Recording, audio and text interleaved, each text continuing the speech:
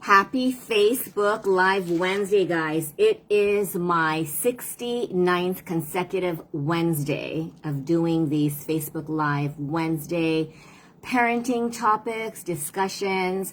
I really appreciate all the support that you guys have been giving me, especially the kind words that you've shared on social media. I've had texts and phone calls and visits regarding my first book signing. So I truly appreciate everyone who's watching my TikToks, Instagram, my silly little Elvis. I do some silly TikToks as well. But today's Facebook Live is one of the most difficult topics, I guess, challenges to deal with as a parent. Just to deal with, hey, Adam. Just 30 seconds ago, it's like we have to remember to deep breathe because at any moment, your peace bubble can burst. Have you ever been having a good day and all of a sudden, all it takes, hey, Maria, it is my fellow HBU alumni. Yeah, parenting is not an easy journey. And the article that I wrote for Elephant Journal was the top 3 hardest challenges. I just wanted to focus on the top 3, but during this Facebook Live, I wanted to talk about the top 5. And I would love to hear feedback because I experience these challenges probably every day, if not every other day, sometimes multiple times per day. And, how do we keep our peace? How do we forgive ourselves when we lose it? Because I've recently, if I'm stressed, I end up losing it. And then I realize, how do I even parent? How do I even coach parents? But when I share my struggles with my clients, they understand that it is normal to dislike your kids. It's even normal to want to disown your kids, right? Oh my gosh, it's Sister Mallory, who is a life coach, who's helping people pursue their passion. And, parenting sometimes is it's not positive passion, is it? Sometimes I think it's an inconvenience. I think it's a nuisance. And I think I can get a lot more done if my peace bubble isn't burst. Mallory said, peace bubble, I love it.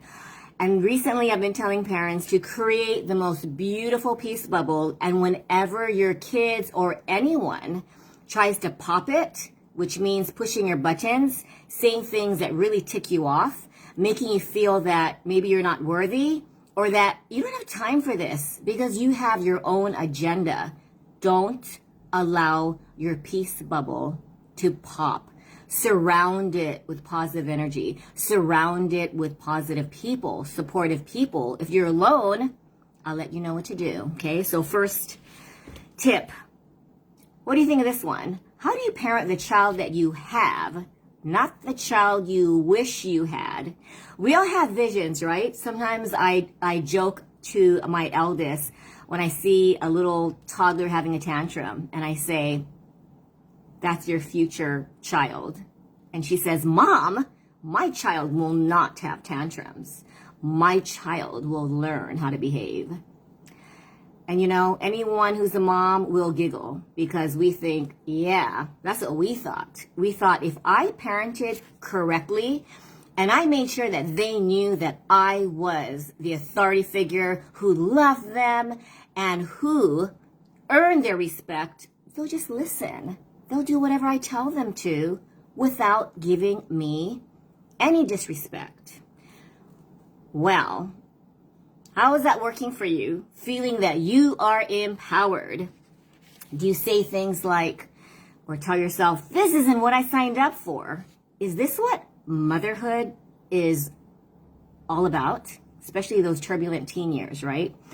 Or toddler years, or adult years. When I talk to grandmothers, guys, I've realized and learned that it doesn't stop. So we need to learn tools, the internal tools, right? The internal tools, which means your mind, how to handle your emotions, and not let your child or anyone be in control of your moods. Because if you give them power to pop your peace bubble, you're going to be stressed out, and the challenge will continue, and it'll grow into this huge monster. You know, I tell my little kids, your thoughts can be friendly, but sometimes your thoughts can be scary creatures, but you have the power to let the monsters, these emotional monsters, control you, or you're going to let them know, you know what? You can stay there, because the more you resist, the more they will persist, right? So you just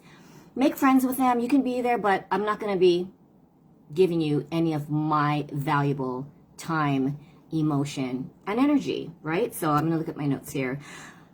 The best thing to do, you guys, and I've been writing it and I've been saying it, I'm having a hard time to let go. But you need to accept who your child is. Once you learn how to accept and love your child, no matter what, I promise you, your mindset will change. You will create a more loving environment, because your child can feel that. I've talked to kids as young as 5, and they know, you know what, my mom doesn't like me right now because I made her mad and I didn't listen. And then I asked them, are you going to listen? I don't know. I don't know if I want to listen. And they, you know, they give that little smirk. Or, I just like seeing her mad sometimes. What? Yeah, it's kind of fun knowing that I have the power. I have the power to make my mom mad. Those little stinkers, they're 5, you guys. And then when they get older, it just worsens because their little brain is developing. Keep in mind now, boys' brains are fully developed in their mid-20s. So if you have kids under the age of mid-20s, their brains and their lack of life experiences will cause you to feel like you're going insane. Yes, Sister Mallory said, I love teaching children. They have power over their own minds, and as mothers, as aunts, uncles, whatever, you know, even if you're not a parent, even though my primary audience are, you know, moms and dads, don't let anyone steal your peace. Don't let them pop your peace bubble, okay? So power struggles will end, and you just have to accept those little beautiful creatures that, you know what, they came into your life for a reason, maybe to teach you practicing patience, maybe to teach you to build resilience and not let your peace bubble pop, so that you will be able to handle, you know, irritating cashiers or there's always someone, right? Always someone in your life that their goal is to pop your peace bubble. And you're like, nope, not today. Every day you wake up, no, not today. I am in control of my peace bubble, and create a really beautiful one. Number 2, how to let your child, this is a hard one, accept the painful natural consequences without saving them. I, as an only child, was enabled, and so when I had kids, I decided I am not going to spoil them. But you know what? When you see your child in pain, what is your natural mom instinct? I think dads sometimes have an easier time. A Hawaiian healer who is a dad shared with me, it's because you guys were connected. You grew this little baby, carried it for 9 months. The umbilical cord emotionally is still attached, right, in a lot of ways. So we need to learn that the more they struggle, the more they're building resilience, the more they cry. You can be there, but don't take on their pain, and don't feel like it is your job to fix it, to prevent it, especially when, recently, you know, I've had just hysterical crying, picking up the phone, and then hearing that I'm not saying the right thing. Mom, I called you for support. You're not doing your job. Okay. And then I just went within, and I came up with this analogy with Rosemary, our Dotson. She wouldn't let anyone pop her peace bubble. Made my daughter laugh. And she's like, yeah, I'm going to practice being Rosemary, our stubborn Dotson, who would not let anyone pop her peace bubble. So use humor. And know that your child is going to be perfectly fine, no matter if they fail an exam, no matter if they have a heartbreak, no matter if they've had a really, heartbreaking argument with their best friend, or they lost a best friend. Because as you know, if we do not prepare our kids for the harsh realities of loss, of grief, of frustration, they will not learn how to handle it. And personally, I believe that's why we have these shootings. That's how we have people stabbing each other, loved ones stabbing loved ones, because they were never taught how to handle pain, so they lash out. And it empowers them to end someone's life, maybe end some random person's life who's purely innocent. But when you carry so much anger and you don't know what to do with it, you say the harshest, meanest things. So, a mini story. One of my clients, her son said, right, preteen, said, you know what, I hate you. I want a different mom. You're ugly. And I said, you know what? Just tell him, you know, sometimes I look in the mirror and I do wish that I had a different face. And then ask him, do you still want another mom? Yes. Well, you want me to take you mom shopping? Maybe you can find a better mom. He's going to laugh. Your child will laugh when you approach the situation with humor. It'll diffuse the anger and both of you will end up laughing. I've tried this. It is hard because in the midst of your anger, you have 90 seconds. I was just talking to two brothers that I was coaching, and I said, you have 90 seconds before you throw that shoe in your brother's face, before you punch a hole in the wall, which does happen, before you just let your emotions take control over your brain. So we came up with little things for them to do. Go in the garage and do some weights for just 2 minutes. Go on their skateboard just for 2 minutes. When you take control of your emotions, that anger, that depression, that frustration, it'll make you, it might not disappear totally. Sometimes it does, but it will make things a little bit more easier. Okay, number 3. Ooh, this is a hard one. Facing judgment, shame, and blame. I am guilty of feeling that everything is my fault. I talked to a mom and she said, yeah, there might be a snowstorm and I'm apologizing for it. I allow judgment to really make me feel unworthy. They might say something in jest and I feel like, oh, I think they're saying that I'm incompetent. And it's never, I want to remind each and every one of you watching this, it is never about you. If someone is mad and angry and shouting whatever hurtful words, it is not about you. It means they are in pain, they are suffering, and the only thing they know is to lash out. And when they lash out, they feel better. I'm guilty of that. If I know my husband is, well, he is sensitive, Sister Mallory knows him, I will say the meanest thing. I've said so many embarrassing, mean things. And I apologize later. I feel embarrassed, but does it stop me? Lately, I've been trying to, number 1 is be aware. Number 2 is catch yourself and then deep breathe or do something like watch a funny YouTube video, dance to your favorite music, but you have to do it at that time. So I invite you to try that, okay? Because we don't want our peace bubble to be popped. So, and then remember now, that was number 2. It was really a long, like Sister Mallory and I do this, right? We travel the long route just to say just brief points. But let your child accept the pain, natural consequences without lectures. Let them feel the pain. If they get up late, don't lecture. Let them be tardy. You do not even have to say a word. They don't study for a test. Don't say, well, maybe next time you'll study. Did you learn your lesson? Let them sit with it. And then the facing judgment, learn positive self-talk, right? I want to share that when I went to the YMCA, right before Mama's Gotta Let Go was launched, one of my best friends, she was in her 70s, a grandma, and I told her, she was, you're going to publish a book? A children's book? And I said, no, it's going to be called Mama's Gotta Let Go, How to Let Go Without Losing Your Sanity. And she said, you're going to write a book on letting go? And she laughed. And during that whole yoga practice, I was deep breathing and I thought, what am I thinking? Should I publish it?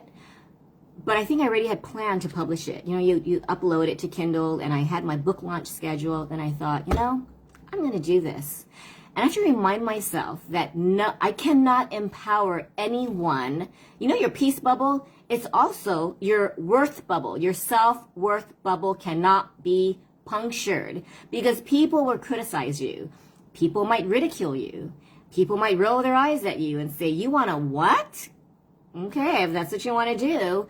And it creates doubt. Don't let anyone steal your doubt. Because everyone, right? Everyone has their own spin, their own opinion. Do not. I love these little, what do they call it? The, not memes, but the little cartoon characters that Sister Mallory's sending me. Thanks, Mal. And number 4, which I just discussed, but I need to, you know, what does your child need right now? When your child is saying really mean things, stop and tell yourself, my child is hurting right now. What do they need? You might say something like, sounds like you're really upset right now. Do you need like maybe a snack? Do you think you might need 5 minutes outdoors? What's really going on? Your child wants to share. I had 2 brothers share deep, deep thoughts, and I thought I would be listening to silence.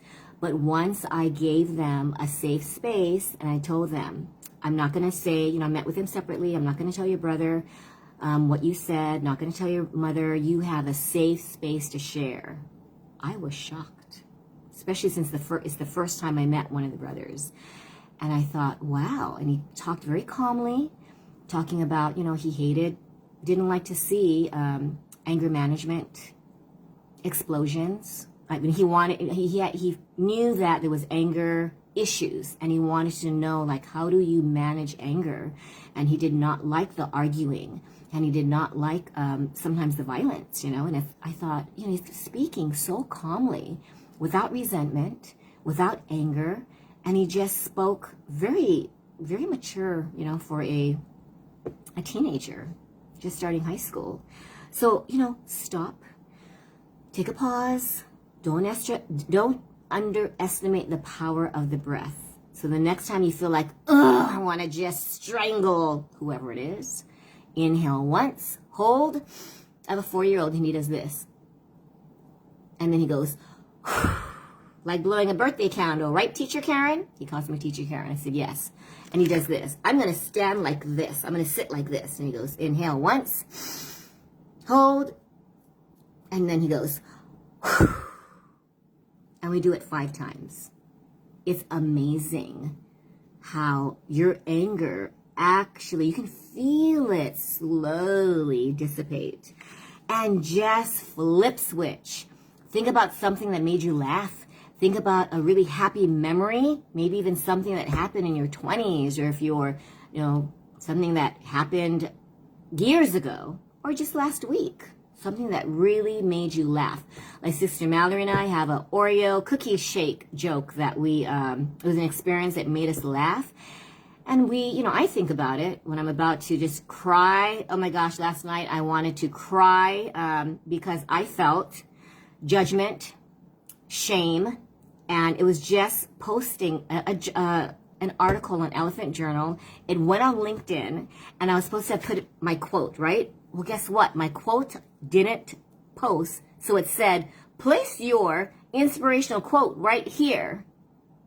Karen Gibson. I was like, oh my gosh. And so I went on LinkedIn, and my oldest daughter said, oh, hardly anyone looked at it. 45 views. I thought, oh my gosh. And I took a deep breath. I breathed. But I went on to cry. And I thought, you know what? Sabrina said, you share this. Share that you're real, Mom. And don't put on this, you know, today is my Facebook Live. Just say, hey, sometimes life is filled with embarrassing moments, right? We've all been there. You just want to cringe. But know that everyone has them. You are not alone, right? So everyone has those moments where we feel like, oh my gosh, I'm going to crawl in this hole. My peace bubble has burst. My worth bubble has burst, and I think I just want to hide under the nearest sewer, under the nearest bed. So just let go, which is number 5. How do you let go? People always ask me that. How do you just let go? You know what? It can be as simple as changing your surroundings. Go outside. Look out the window. Maybe with YouTube, hey Dickie, thanks for watching. With YouTube, do you know that you can just look at anything? Go to your favorite country. Go to your favorite restaurant. I was introduced to Dry Comedy Channel and I laugh hysterically. I could be really upset. I watch a cute panda video. Baby panda videos melt my heart. So deep breathe. Move your body around. I've had kids do jumping jacks. You run in place. You do stretches. You do like it's called the goddess pose, and your arms are like this. Or you just stretch. You do anything that involves movement. And when your body's moving, your mind is so focused, your serotonin, your everything is just moving, moving, moving. And then your brain actually is being given instruction to just, oh, we don't need to be angry about this. No, we don't have to be angry about it. And I tell my little ones who don't understand how the brain works, we give instructions to the brain. So if you tell your brain, I'm really crappy at reading, your brain will be like, okay, you're crappy at reading? Gotcha. I will make you have a crappy experience. So just tell yourself, wait. Time out. You know, we give little ones time out. Give yourself a personal timeout. I have a mom who just, and how she changes her environment, she jumps in the shower. She tells her kids, I need to take a shower. If she goes to the bathroom, knock, knock, knock, knock, mom, right? So she's discovered the power of like a 3-minute shower. You have the water, you have get a really fun, yummy smelling scented soap. Deep breathe. After 3 minutes, magical power of water, right? Even I've washed my hands. I've been at certain people's homes and some of these kids push my buttons. I go to the bathroom. I've read where you have to really make sure that you put cold water. You wash your hands, but make sure the water touches this. And then I put it in the back of my neck. Give yourself a little mini massage, even your ears, your neck. Give yourself a hug and say, I've got this. I'm going to go out there. And sometimes you might just say, you know what? Let's just take a time out. Let's take a break from interacting because I don't want to say anything I regret. I'm sure you're really upset. I can feel your energy. So let's take a break. Okay, I love you, but right now I don't think it's really in our best interest to be in the same room. Change rooms. My husband and I once left at 9 at night just to take a drive. Yes, Sister Mallory said, I've got this. Take a drive, even if it's around the block. We took a 20-minute drive, and we deep breathed, and we said, we don't know if the house is going to be burned down because, you know, our daughter was super upset, ranted, and raved. She said, you know what, do I let the dogs out? The dogs might run away. We grabbed the dogs, put them in the car, we drove, and we said, okay, we've got this. Do you feel like we got this? And we're like, I don't know. Well, we're together. We're together. We're in the car. Should we just go to the drive-thru and get some ice cream? Do anything. So that's one of the tips. One of the boys said, I'm just going to eat a bunch of fruit. They actually said, we're not into junk food, so we're going to just eat fruit. Whatever it takes to just flip switch that anger button. Just think of your body on anger mode, right? You know, when you're tuning into a radio station, you're on anger mode. And you need to flip that switch to peace mode, laugh mode, I've got this mode, or it doesn't matter what you say because that button on the radio is stuck on, I'm going to have an emotional anger explosion, right? It's almost like you're a volcano and your volcano is going to erupt. So check your perspective. Keep everything in perspective. You know that this too shall pass. It might not feel like it. When I had that 2-year depression, every day I woke up and I told my husband, I'm still sad.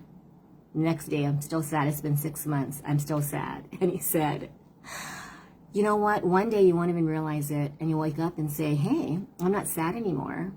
Or I'd say, you know what? I think I'm going to divorce you. And you know what he says? It's just a phase. Yeah, but it's been 6 months. It's just a phase. Oh my gosh, it's another sister.